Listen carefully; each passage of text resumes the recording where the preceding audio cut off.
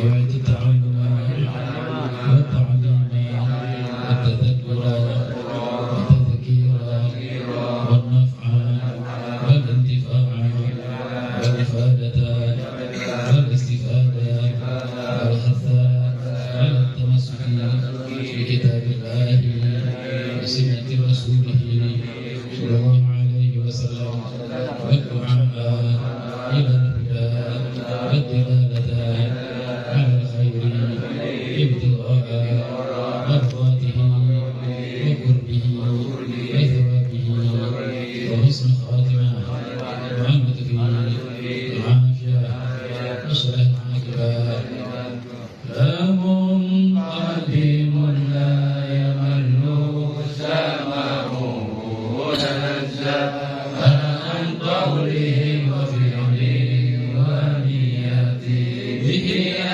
أشتفي من كل تأليف ونوره بهيم لقلبي عند جاهي وخيراتي فيا ربي متعني بسري حروفه ونور فيه قلبي وسمعي ومقلاتي وهب لي به فتحا وعلما وحكمة وأنس به يا ربي في القبر وحشتي وصلي وسلم كل يوم وليلتي على فيه الرحمن يقبل دعواتي وآله وأشهاد كرام أئمتي بهم يغفر الغفار ذنبي وذلتي يا أهل يا صمد يا فرد يا وتر اللهم افتح أقفال قلوبنا بذكرك وأسمع نعمتك علينا بفضلك واجعلنا من عبادك الصالحين اللهم ثبت جناني وأدر الحق على لساني وافتح علي وعلى الحاضرين فتوح العارفين. السلام عليكم ورحمة الله وبركاته. بسم الله والحمد لله والصلاة والسلام على رسول الله سيدنا مولانا محمد صلى الله عليه وسلم ابن عبد الله وعلى آله وصحبه ومن والاه. سبحانك لا علم لنا إلا ما علمتنا إنك أنت العليم الحكيم. رب اشرح لي صدري ويسر لي أمري واحلل عقدة من لساني يفقهوا قولي لا حول ولا قوة إلا بالله العلي العظيم. Amma ba'd. Sama-sama kita hormati para habaib, para alim ulama, para kiai, para ustaz. Mudah-mudahan beliau diberikan Allah Ta'ala panjang umur, sehat walafiat, meskipun segala hajat dan doanya. Amin ya rabbal alamin. Terkhusus kepada Sahibul Bait yang mengambil giliran acara rutinan bacaan rawatib, asma, hizib nasr, kemudian pembacaan kitab Takrir Salidah atau kitab yang lain satunya yaitu Minhajus Sawi.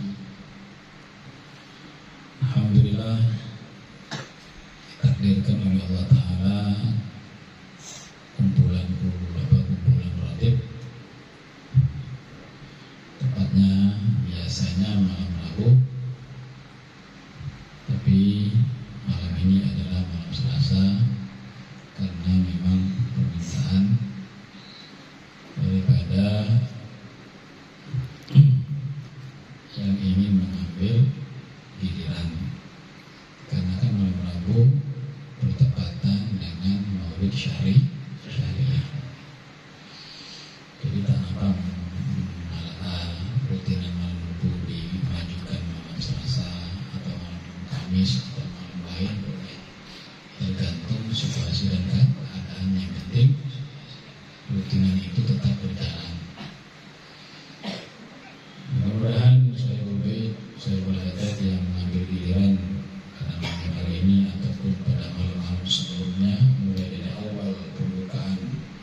majelis masyhuri, majelis khotib, mulai awal sampai sekarang maupun sampai akhir nanti. Mudah-mudahan kita semua diberikan Allah Ta'ala istiqomah.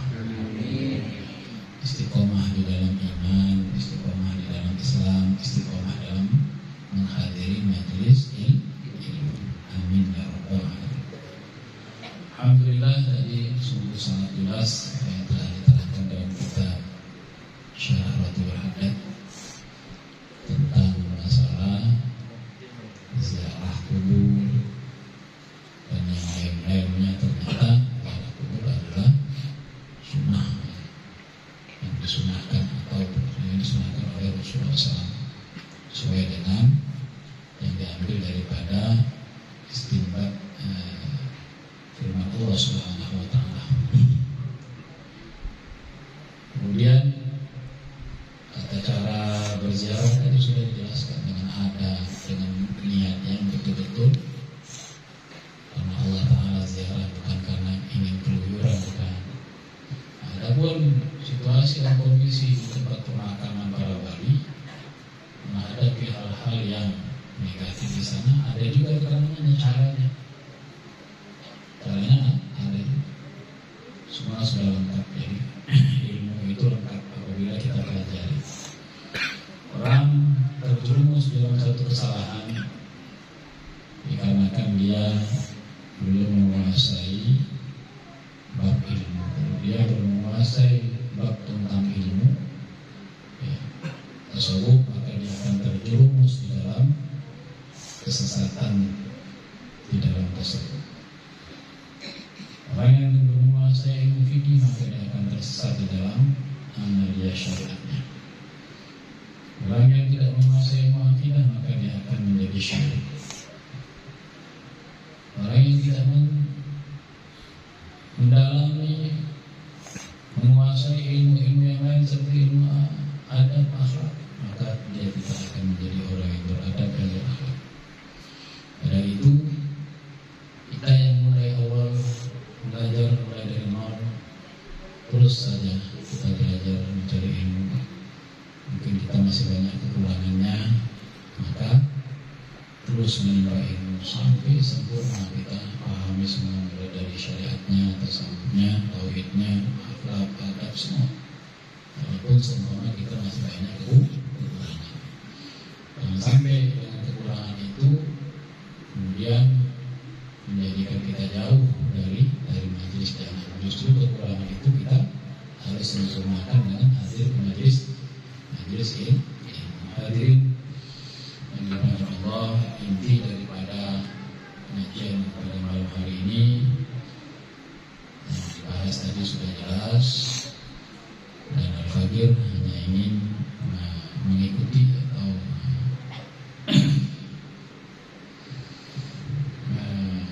sami'na wa ata'na atas permintaan atau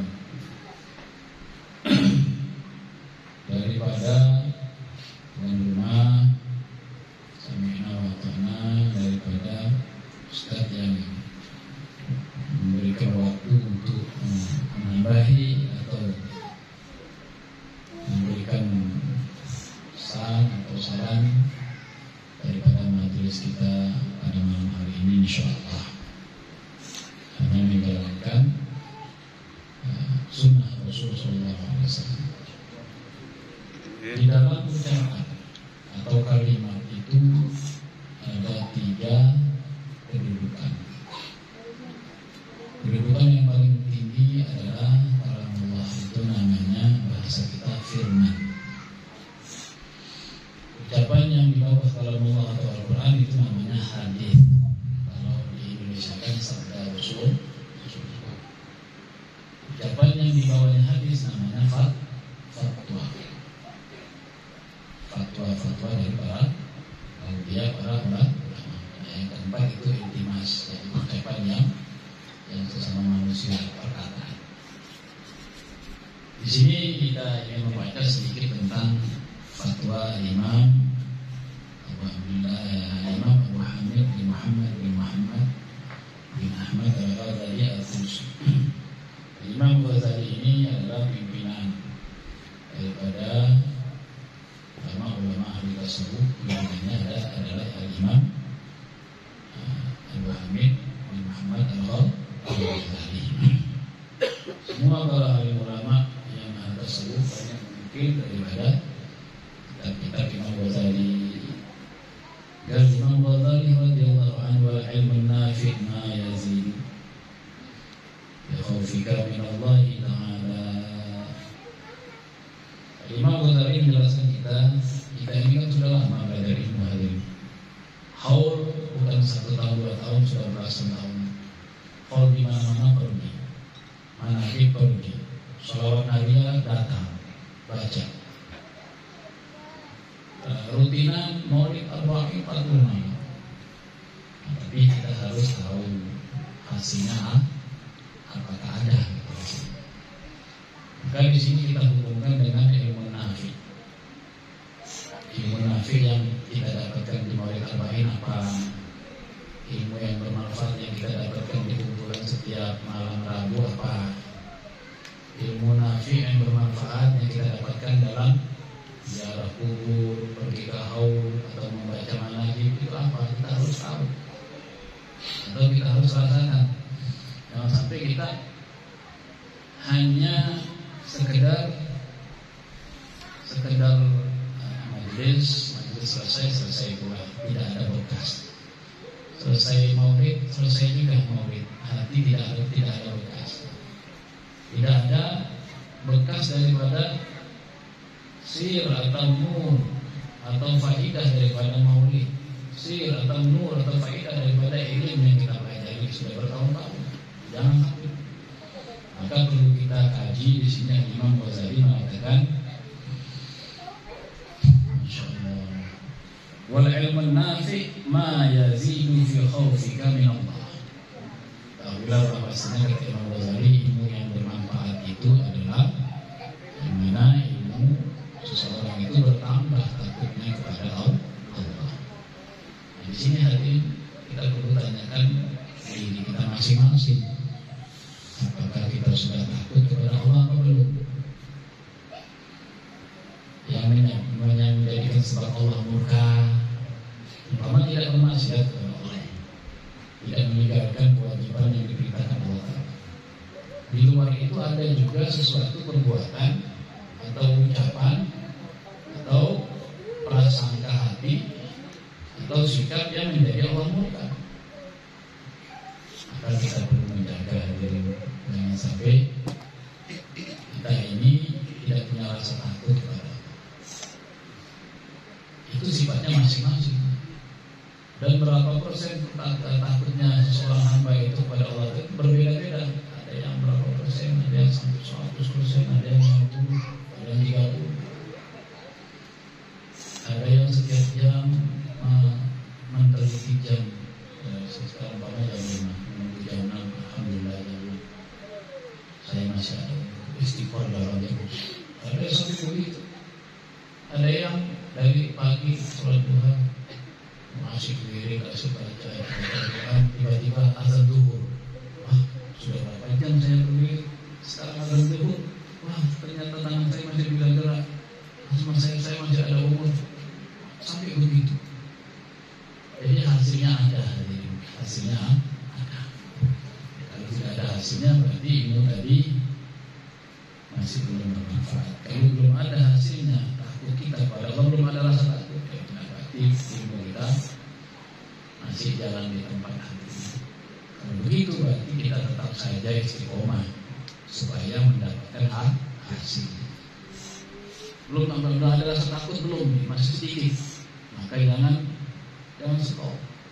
Jangan stop di jalan atau jangan jalan tepat, terus menggali, terus mengejar, terus supaya naik tingkat, naik peringkat, untuk supaya bisa takut pada Allah. Amin ya rabbal alamin. Ini kata Imam Ghazali di antara beberapa pesan beliau adalah tentang ilmu yang bermanfaat. Itu salah satunya adalah ilmu bagi seseorang itu yang telah dia belajar menjadikan tambah takut dia kepada Allah. yazidu fi basiratika bi uyubi nafsika. Dan yang kedua, tanda-tanda ilmu yang bermanfaat yang ada dalam diri manusia itu yazidu, bertambahnya fi basaratika, di dalam penglihatannya, fi basiratika, di dalam basirah bermasuk dan melihatnya, fi basiratika, dalam mata, pandangan mata hatinya, bi uyubi nafsika, dia tahu tentang uyub atau kekurangan dirinya sendiri. Orang yang tahu, yang selalu melihat, hatinya merasa dan hatinya melihat, atau mata zahirnya melihat, selalu memperhatikan dirinya, memperhatikan kekurangan di diri, maka itulah termasuk tanda ilmu yang bermanfaat yang terdapat di dalam diri manusia. Kalau kita tidak meneliti kekurangan kita, satu hari ya, contohnya satu hari 24 jam, coba satu hari 24 jam mulai bangun tidur sampai mau tidur, satu hari mulai hari Senin kemarin atau hari Selasa ini sudah malam ini, hari Senin ini malam Selasa ini, adakah tertinggal sholat sunnah qobliyah? Adakah tertinggal sholat sunnah ba'diyah? Saya tinggal, masya Allah, imannya sedih rasanya. Orang yang sedih apabila ketinggalan kewajiban, maka sebagian masyarakat kita mengatakan berarti tanda adanya nur di dalam hatinya. Tapi apabila seseorang itu meninggalkan kewajiban yang diberitahu Allah Ta'ala terus tidak merasa sedih, berarti dalam hatinya terdapat nutfah, titik hitam yang menjadikan penyakit di dalam hati. Kita pernah ketinggalan yang wajib, kepikiran, susah. Nah itu berarti tandanya ada nur di dalam hati. Artinya hatinya itu ada rahmat Allah, bukan nur cahaya lampu, bukan. Nur itu bahasa biasa. Berarti rahmat Allah, syafaat Rasulullah, hanya Rasulullah, syafaatnya Rasulullah itu ada. Rahmatnya Allah ada. Sebab orang tidak akan bisa ibadah sekecil apapun, termasuk sholawat kepada Rasulullah, ingat kepada Rasulullah, itu hasil dari rahmatnya Allah semua. Ada rahmat Allah masuk ke dalam hati, bisa ingat kepada Rasulullah. Nah, jadi orang yang selalu hatinya memperhatikan, melihat kekurangan dirinya sendiri, itu tanda-tanda ilmu bermanfaat. Ini dan nanti jangan terbalik hadirin. Kebanyakan kita terbalik, kita selalu melihat kekurangan orang lain.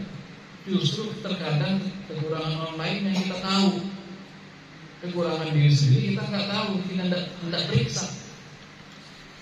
Sebagaimana pepatah, gajah di depan mata tidak kelihatan, semut di seberang Papua sana kelihatan.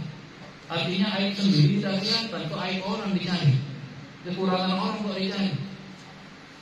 Apalagi hati-hati sampai ada seorang imam itu selalu menangis dan minta kepada Allah untuk jangan sampai diperlihatkan kekurangannya guru. Kalau kita sudah punya suudzon kepada guru, ya sudah selesai hati. Ilmu itu nggak manfaat. Ada Imam Hanafi kalau nggak salah minta nangis pada Allah, jangan tunjukkan aib kekurangannya, kekurangan guru saya. Kirim Fatihah, kirim semua amalan dikirim untuk gurunya dan supaya ditutupi. Jangan sampai saya melihat kekurangan guru. Saking jangan sampai ada terlintas hati suudzon kepada guru. Mungkin kita pernah ingat ya cerita Syekh Abdul Qadir Jailani dulu waktu di kamarnya bersama satu orang perempuan. Diketahui oleh beberapa muridnya banyak yang pulang. Ternyata itu diuji oleh Syekh Abdul Qadir Jailani. Tapi zaman dahulu ya, bukan zaman sekarang. Kalau zaman sekarang nggak percaya saya kalau ada guru, ada perempuan yang bukan murim bidadari kan, jangan boleh bidadari, jangkrik malam gitu. Kalau Syekh Abdul Qadir Jailani percaya kita memang wali. Itu kebanyakan banyak muridnya pulang, satu aja nggak pulang, kenapa kamu nggak pulang? Enggak, saya nggak ngurus urusan guru. Mau guru seperti apapun ya saya tetap belajar hikmah. Karena husnuzon kepada guru dibawa masuk oleh Syekh Abdul Qadir Jailani, ya. Terus disuruh lihat kitab-kitab semua yang ada di sini, disuruh lihat aja, tidak buka. Semua ratusan kitab lihat, sudah kamu sekarang boleh pulang. Saya belum mau bisa, iya tapi boleh kamu pulang. Tetapi saya nggak mau bisa sama Syekh. Dia ini banyak hikmatnya. Cuma pegang kitab langsung apa isinya kita. Dan orang-orang yang pulang tadi belajarnya belum khatam, tidak sehebat daripada temannya yang husnuzon kepada guru tadi. Kalah, yang husnuzon kalah alimnya. Dan juga belum tentu bermanfaat. Nah, di sini hadirin, kalau kita sering-sering melihat kekurangan orang lain, apalagi mencari kekurangan orang lain. Nah ini tambah parah hadirin. Ada orang selalu melihat kekurangan orang lain, itu sudah salah. Lebih salah lagi mencari kekurangan orang lain, mencari aib orang lain. Salahnya apa ini dicari. Saya ingat dengan perkataan di dalam takrib, kita takrib. Kalau orang bersedekah, kalau orang celek, kalau bahasa Banjar pemalas atau pidi, kalau bahasa Madura cerek, kalau bahasa Jakarta apa? Iprit, pelit. Itu banyak cabangnya orang pelit. Dan orang pelit itu dimusuhi oleh Tuhan, oleh Allah, dan tidak akan masuk surga. Wal bakhil, orang baik tidak akan masuk surga. Mau dia seperti ibadah apapun ke Mekah 5 kali, 100 kali haji, tapi kalau dia pelit, celek, tidak akan masuk surga. Sudah ada hadis Nabi Muhammad SAW. Ada dari beberapa sifatnya celek. Satu, memang tidak mau sedekah dan infak. Kedua, di dalam kitab takrib, dia sudah infak dan sedekah, tapi di belakang bahasa Madura, kalau di belakang ngomel, ini sumbangan boleh, deki mau, deki mana lagi, deki anu, tapi tetap memberi. Itu namanya apa? Kalau di bahasa Jakarta ngomel di belakangnya. Kalau bahasa Madura